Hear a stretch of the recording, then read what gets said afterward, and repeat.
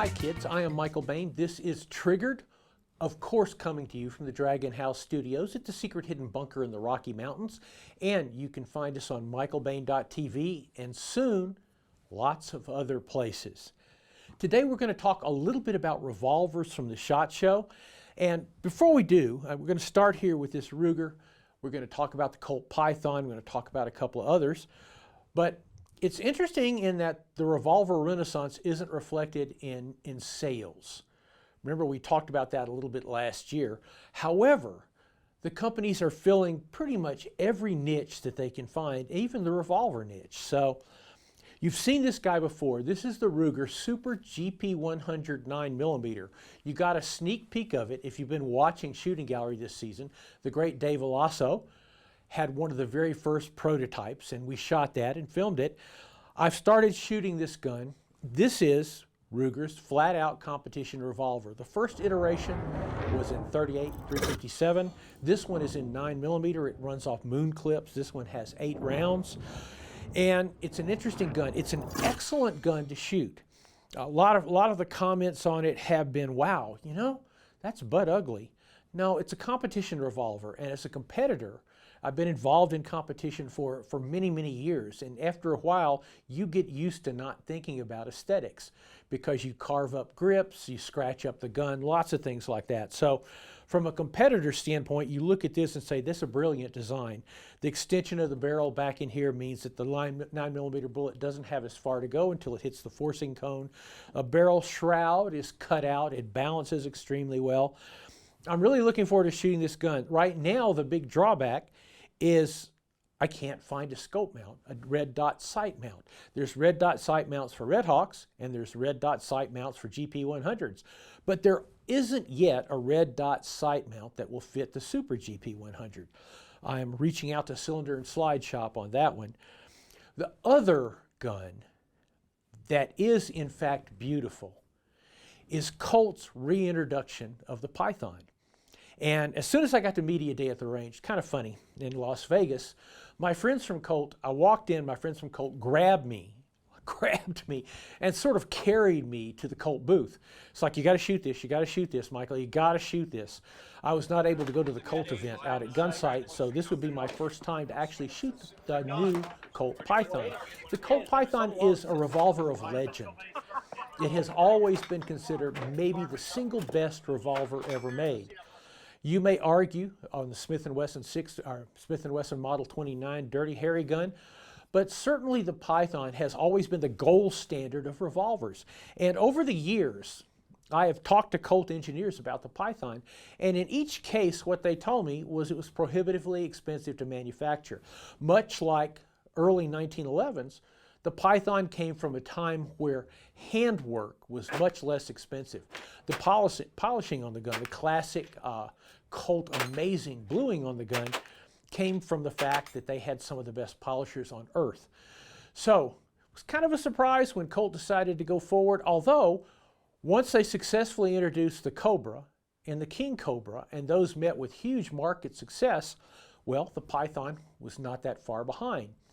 So you can see shooting it, it has a classic Python trigger, which is maybe the best trigger on a revolver ever.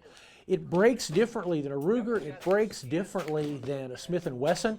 It breaks farther forward. And as we talked about on the podcast and when we were talking about SHOT Media Day, I spent time with the engineers going over the trigger charts and graphs on where the trigger breaks on old Pythons, where the trigger breaks on new Pythons. Does it stack? Does it not stack? Key point about the Python, is it expensive? Yes, $1,550, less than the $2,000 or $3,000 that they estimated would cost. I suspect that's because modernized tooling, modernized design. Why did Colt go forward with it? A little bit of gun nerd stuff here. The baseline changed. For years, the focus on revolvers was on the small revolvers. So like the Smith & Wesson J-frame, the Ruger LCR, and those revolvers were the bulk of revolvers sold in the United States. What we've seen is an increase in price and quality.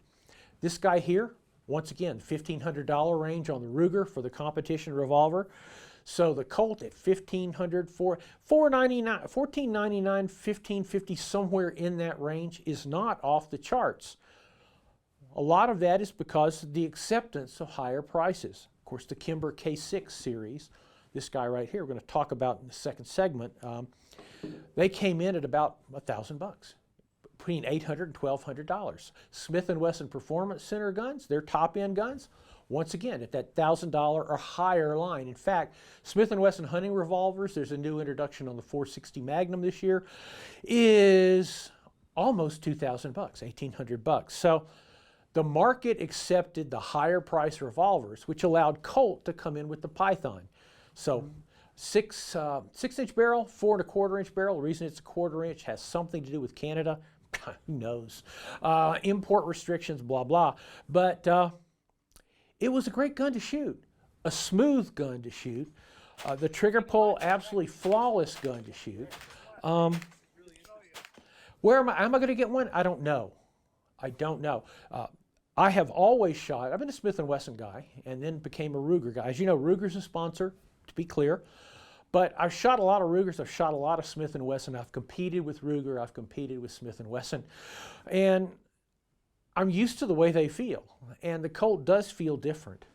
I talked to my friend Mark Rettel, who's essentially a factory shooter for Colt and works R&D and engineering with them, and asked him if he was going to shoot it in competition. And he said, yes, I think so.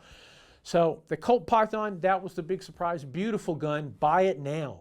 Just like I told you with 10 millimeter, you want a gun that maybe is a niche gun, and you say, I'll pick it up next year. Don't mean it's going to be here next year. So Python will probably stick around, but now would be a good time to get one.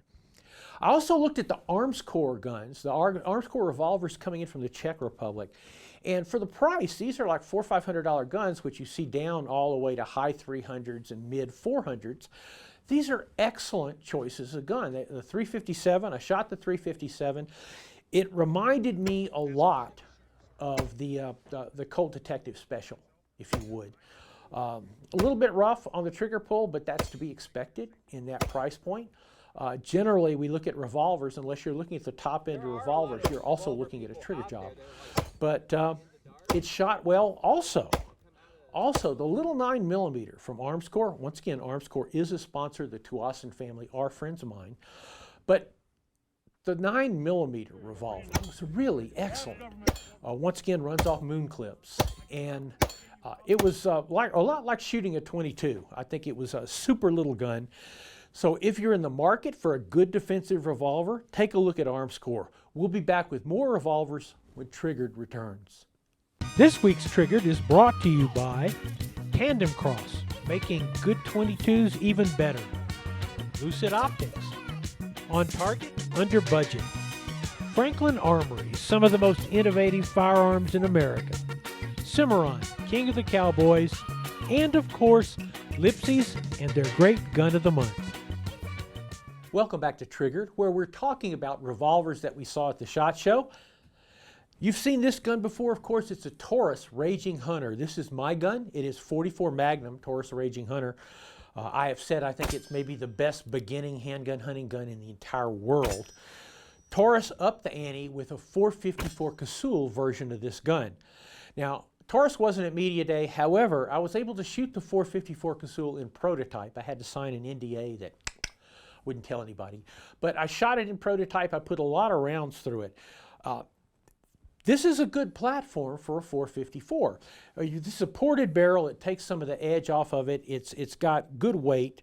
And the other thing is Taurus grips are some of the best grips in the business for heavyweight revolvers. I would like to also do the caveat with .454 Casull. If you're not used to shooting those things, stay with the .44 Magnum. 44 Magnum will get you 90% of the .454 Casull, and it won't give you carpal tunnel syndrome, which is a huge plus. Ask me how I know. The other Taurus introduction was the 856 Defender, and I spent a lot of rounds with the 856 snubs, the 2-inch snubs. Myself and Rob Garrett down in Georgia at one of the Taurus ranges put literally hundreds of rounds through them. Rob Garrett, of course, the god of snubbies, knows a huge amount about snubby revolvers, and both of us were impressed with that platform. Well, the Defender, 3-inch barrel instead of 2-inch barrel. Really nice set of grips on it. So essentially a slightly upped ante. And I thought that was a pretty good idea. You'll also see, in terms of upping antes, Charter introduced a new caliber in this gun, Charter Arms. This is, of course, their professional model in 7-shot 32 H&R Magnum. And for this year, they have, I think, a 5-shot in 38 or 6-shot in 38 Special. So they moved up to 38 Special 357 on this platform, which was a good move. Kimber, we've talked about the K6 many times, and once again, not at Media Day, so I didn't have a chance to shoot the gun. This is my Kimber, a 3-inch Kimber. If you want a target version, cool. 4 inches, adjustable barrel. You can actually, it's got a hammer on, it's not a hammerless gun. I'd kind of like to come back a little and talk more about this gun because I like it a lot.